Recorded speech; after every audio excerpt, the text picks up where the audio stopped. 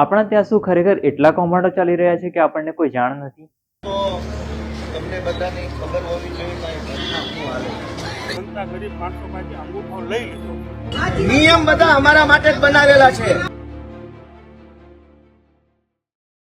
કે પછી આપણે જાણી જોઈને આંખો બંધ કરી દીધી છે? છેલ્લા 1 મહિનાથી ગુજરાત રાજ્ય સતત વિવાદોમાં ચાલી રહ્યું છે. ચૈતરભાઈ વસાવા, જે નર્મદા જિલ્લાના ડેડિયાપાડા તાલુકાના ધારાસભ્ય છે, તે મનરેગા કૌભાંડ વિશે બહાર પાડવાના હતા અને તે સમયમાં લાફાકાંડનો શિકાર બની ગયા.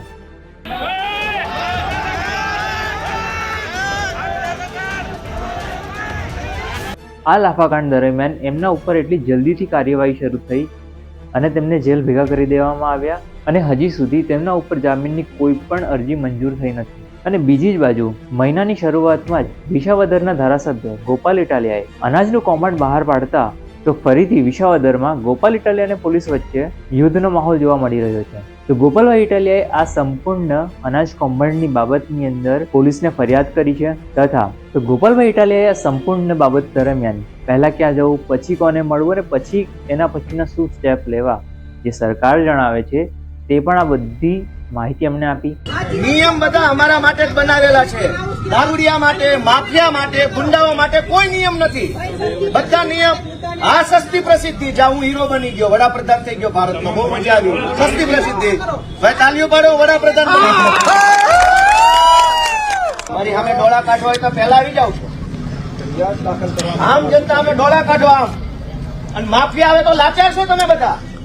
એક થી કઈ થાય એમ નથી. એક કેની હિંમત નથી માફિયાઓને પકડવાની. લાચાર માણસો છો તમે. શરમ આવી જોઈએ સાહેબ. મારા ગરીબોનું અનાજ ખવાઈ ગયું. ગોપાલ ઇટાલિયાનું નથી ખવાનું. ગરીબ જનતાને એક મા બેન દીકરી ટિફિન લઈને જઈને મજૂરી કરે. સાંભળો બધા, જેને માલ નથી મળ્યો, જેની રજૂઆત હશે, હું રજૂઆત કરવાની હવે સાહેબ. હું રજૂઆત કરવાની. પીઆઈ સાહેબ, આપણાથી એફઆઈઆર થાય એમ છે? કાયદાની જોગવાઈ પ્રમાણે સાહેબે કીધું થશે. ડાયરેક્ટ એવું છે. તમે લાચાર છો ને માફિયા સામે? નથી. તમારા નથી થાય એમ ને? તમારાથી માફિયા અમે કઈ કામ નથી થાય એમ કહી દો ને ભાઈ. કાયદો ક્યાં શીખવાડો છો? હું થોડો અભણ છું. પણ જે છે કીધું સાહેબે કીધું. અરે સાહેબ કેમ વાત તો સાહેબ પકડે માફિયાને. આ બધાને મેસેજ આવ્યા. ભાઈ બધા સાંભળો. મેસેજ આવ્યા, અનાજ ન થયું અને તમે કાયદો શીખવાડો છો. માફિયા લેખિતમાં કઈ લઈ ગયા અનાજ? તમને લેખિત જાણ કરી લઈ ગયા? માફિયા વગર લેખિતમાં અનાજ લઈ ગયા. અને હવે ફરિયાદ આવી તો તમે કે બધું તપાસ કરું, આ કરું, તે કરું. લેટર મુજબ અમે સાહેબને દરખાસ્ત કરીશું, પછી અમને અધિકૃત કરશે. જે છે એમાં તમે અનધિકૃત માણસ છો. કલેક્ટર સાહેબ ઓથોરાઇઝ કરે છે અમને. અરે મામલતદાર પોતે ઓથોરાઇઝ છે. મારા ખબર છે, પણ પૂરતા પુરાવા મળે અને દરખાસ્ત કરી પછી અમે સમય લાગશે. તમે પુરવઠામાં જાઓ, ત્યાંથી એ હુકમ આવશે, તૈયાર છે. અમારો વિષય નથી તો થોડો હવે હા નહીં. પોલીસ એમ કીધું કે પુરવઠા પાસે જાઓ, ઓર્ડર લઈને આવો, એફઆઈઆર કરો. પુરવઠા પાસે એક મિનિટ. તપાસથી લોકો કરે. હા કઈ કહેવાનું.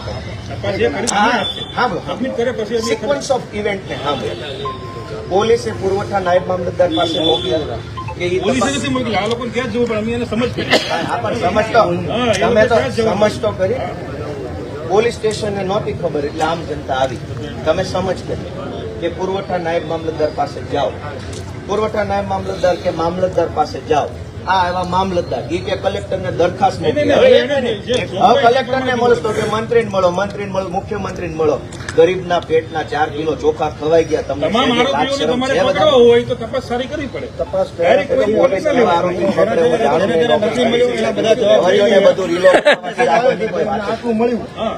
આ બધા સાહેબ બેઠા. દાદા ખુદ એમ કે છે કે લઈ ગયા ચોરી કરી. એવું નથી. ચોરીનો છે મેન મુદ્દો. અનાજ સાહેબ તમારા કોમ્પ્યુટરમાંથી નીકળ્યો છે ને, તમે કોમ્પ્યુટર જોઈ લો આખું. એટલા કામ હું મારી ગયો છે પુરાવા પણ છે.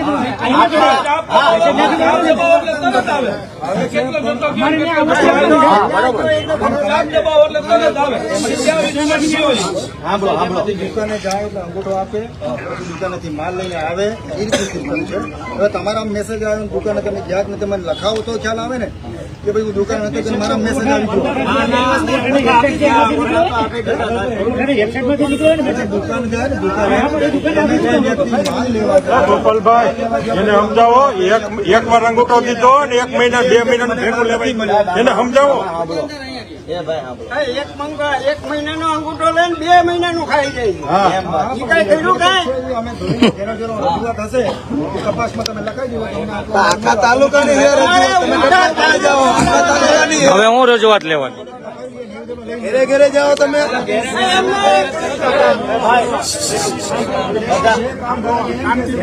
નથી મળ્યો. સાંભળો. બોલશો તમે બોલો હું વયો જાવ. તમે બધા બોલો તો ઘડીક સાંભળો. ઈ તમને છેતરી જાહે. ઈ બધા બહુ કાબા માણસો. હું તમને બોલું છું સાંભળો. તમને છેતરી જાહે. અષ્ટમ પષ્ટમ ઠરાવ કરીને બધું છેતરી જાય. સાંભળો ઘડીક. હું તમને સાહેબ એટલું રિક્વેસ્ટ કરવા માંગુ છું કે 1 મહિનાનો અંગૂઠો બાંધો અને 2 મહિનાનો સામાન સ્ટોકમાંથી આઉટ. ગવર્મેન્ટના ડેટાબેઝમાંથી 2 મહિનાનો એટલે ડબલ અંગૂઠા લીધા. સાંભળજો. હવે તમે એમ કહો છો કે કોઈ કાર ધારક ફરિયાદ કરશે તો તપાસ કરીશું. તમે જવાબ જ લઈ લઈએ છીએ અમે ગામે ગામ ટીમ જે દુકાન પર સારું સાંભળો. હવે તમે ગામે ગામ જઈને ટીમ મોકલી જવાબ લેવા માંગો. આખા વિસાવદર આખા ભેસાણમાં કૌભાંડ થયું છે. તમારી ટીમ ગામડે જશે, અરજદારને મળશે, એનો જવાબ લખશે. તમે પોલીસને બધા ઉભા છો. અવડી મોટી સરકારી વ્યવસ્થા ધારાસભ્યને એવું આશ્વાસન અપાવવામાં નિષ્ફળ ગઈ છે કે તમે કંઈક ઈમાનદારી કામ કરશો એવું તમે આશ્વાસન આપી શકવાની કેપેસિટી નથી. ગામડાનો નાનો માણસ તમને જવાબ લખાવ મરી ન જાય કાર તમે બંધ કરજો. નિયમ બધા અમારા માટે જ છે. કિરીટ પટેલે બતાવો જાવ નિયમ તમારી ડાયરીમાં હોય તો. નિયમ બધા અમારી માટે જ છે ભાઈ. વિપક્ષ માટે ભાજપને નિયમ બતાવે. આ દારૂ વેચાય છે આખા વિસાવદરમાં. બતાવો નિયમ કયા નિયમથી દારૂ વેચાય છે. નિયમ બધા અમારા માટે જ બનાવેલા છે. દારૂડિયા માટે, માફિયા માટે, ગુંડાઓ માટે કોઈ નિયમ નથી. બધા નિયમ. આ સસ્તી પ્રસિદ્ધિ. જ્યાં હું હીરો બની ગયો, વડાપ્રધાન થઈ ગયો ભારતનો. બહુ મજા આવી. સસ્તી પ્રસિદ્ધિ. ભાઈ તાલીઓ પાડો. વડાપ્રધાન બની ગયો. સસ્તી પ્રસિદ્ધિથી હું વડાપ્રધાન બની ગયો ભાઈ. વિસાવદરમાં મને બહુ સસ્તી હે ભાઈ. વિસાવદરમાં એટલી સસ્તી પ્રસિદ્ધિ મળી વડાપ્રધાન બની ગયો. એવું ન હોય. તમે સાહેબ આપણે અનાજ ચોરી થઈ છે. ગોપાલભાઈ તમે એફઆઈઆર કરાવવામાં છોડજો. હાલો કાયદાના પ્રશ્ન હજુ એકવાર હું ઇગ્નોર કરું.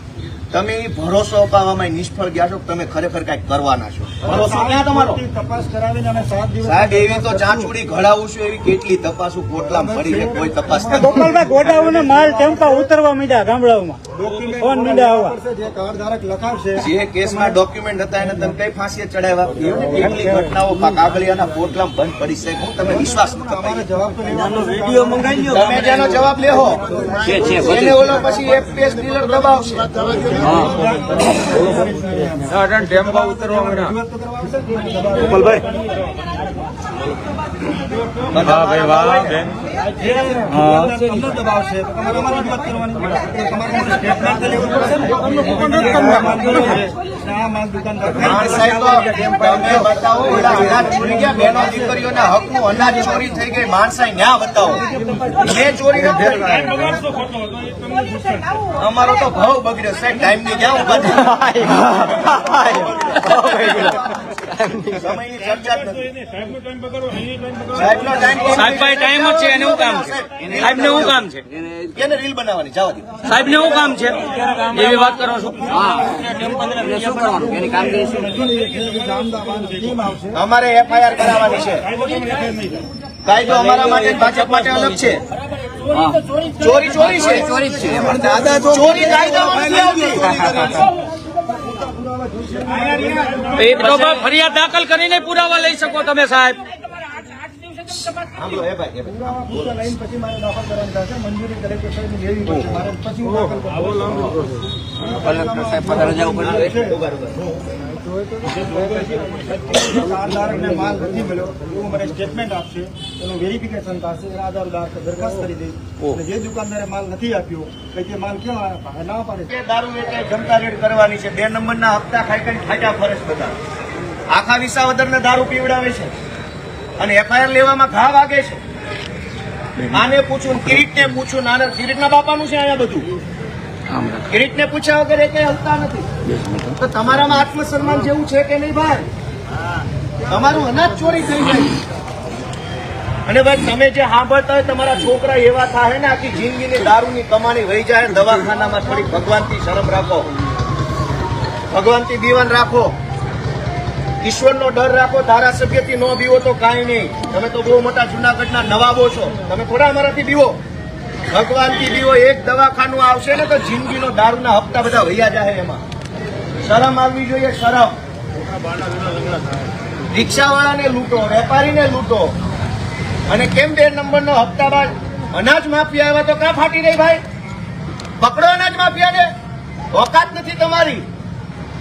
નાના માણસો પર દાદાગીરી કરવાની. હમણાં એસપી આવશે એટલે મને ફાંસીએ ચડાવી દો, ફાંસીએ ચડાવી દો ગોપાલ ઇટાલિયાને. શરમ આવવી જોઈએ તમને. ગરીબોને દબાવવાના સિંઘમ બનીને ફરો છો. નાનો માણસ આવે તો બધા માથે ચડી બેસશે. હમણાં આ સાહેબ આવશે ને ઓલો સાહેબ આવશે, આવશો બધા પણ તમારી ઓકાત પાવલીની નથી. એક અનાજ માફિયાને પકડવાની ઓકાત નથી ને આવી ગયા બધા યુનિફોર્મ પહેરી. શરમ આવવી જોઈએ. 8 વર્ષની ગુલામી કરો છો અને તમે બધા દોસ્તો થોડા જાગો, અવાજ ઉઠાવો. ક્યાં સુધી આવું લાચાર જીવન જીવશો? 1.5 મહિનાનું ગરીબનું અનાજ ખવાઈ ગયું.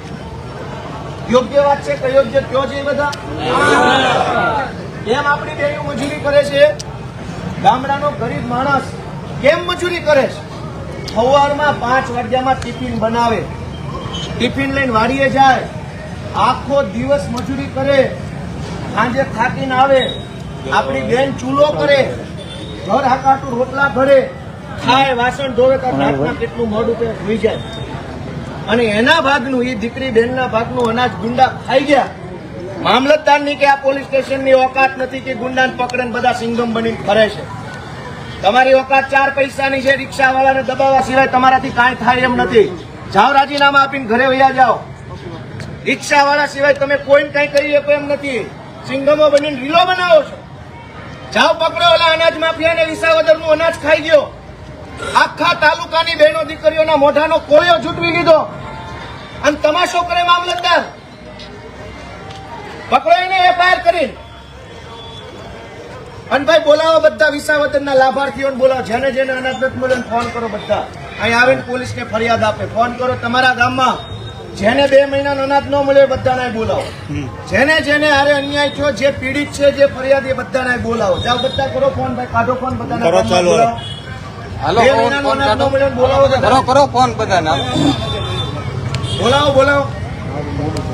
અનાજ માફિયાને પકડવાની હિંમત નથી ને આવી ગયા સિંઘમો બધા રીલ બનાવવા માટે. શરમ આવવી જોઈએ. હપ્તા લેવામાં નંબર 1. મામલતદાર તો મોટા હપ્તા લે છે. અમે નથી જાણતા કેવડા હપ્તા લે છો એમ.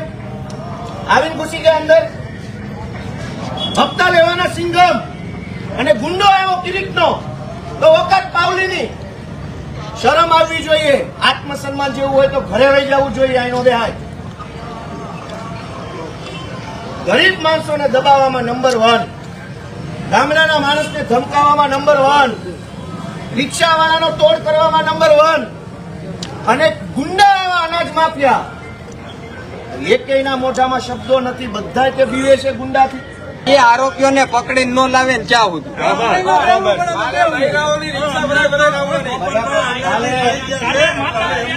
આવતીકાલથી આપણી માતા બહેનો જેના હકનું અનાજ છીનવાઈ ગયું એ બધી માતા બહેનો લઈને આપણે કાલ આવવાનું છે. એને જેને બોલાવીને બોલાવી લો. ગુંડાઓને પકડવાની ઓકાત નથી ને અમને દબાવવા નીકળ્યા છો. જાઓ, તમારી હિંમત બતાવો ગુંડા ઉપર, બુટલેગરો ઉપર. અમારી સામે નો એવું કરતા તમે. આખા વિસાવદરનું અનાજ 4 જણા ખાઈ ગયા. ગુંડાઓ, લફંગાઓ. વિસાવદર પોલીસ સ્ટેશનની હિંમત નથી કે ગુંડાને પકડે. મામલતદારની હિંમત નથી. અને ગરીબ માણસ કૂપન કરાવવા મામલતદાર ઓફિસ આવતો હતો. તમે સિંઘમો બની જાઓ. નહીં થાય. કાલ આવજે. ખાલી કરી લેજે. હે? કોઈને કાંઈ 2 મહિનાનું અનાજ નથી મળ્યું. તુવેરની દાળ ને ખાંડ મેલી છે. ઘઉં ચોખા નહીં હોય. ઘઉં ચોખા કોઈ નહીં મળ્યા. આ બધી બાબતમાં એક સામાન્ય માણસ ક્યાં જશે, શું કરશે, શું એક્શન લીધા પછી પણ કાર્યવાહી થશે કે નહીં? અને આ સમયના ચક્કરમાં જેના 4 કિલો અનાજ માટે એક માણસ પોતાનો કેટલો સમય વેડફશે અને એને કોઈ ન્યાય મળશે કે નહીં? જે અનાજ માટે માણસ લડી રહ્યો છે તેની કિંમત માત્ર 300 રૂપિયા છે, ફક્ત એક માણસ માટે. એ જ ગણતરી તમે 1000 માણસ માટે કરો ને તો એની કિંમત 3 લાખ રૂપિયા થાય અને પાછળ અગર એક ઝીરો લગાડો તો 30 લાખ રૂપિયા. પણ આ 30 લાખ રૂપિયાનો નહીં, આ કરોડોનો કૌભાંડ છે. આ કૌભાંડ વિશે તમારું શું માનવું છે એ કોમેન્ટ બોક્સમાં જરૂરથી જણાવજો. અને આપણી જર્ની 0 થી 1 લાખ સબસ્ક્રાઈબર સુધી પહોંચવાની છે અને આપણે હજી અહીંયા સુધી છે. તો જલ્દી ચેનલને સબસ્ક્રાઈબ કરો, લાઈક કરો અને બેલ આઇકન પ્રેસ કરી દો.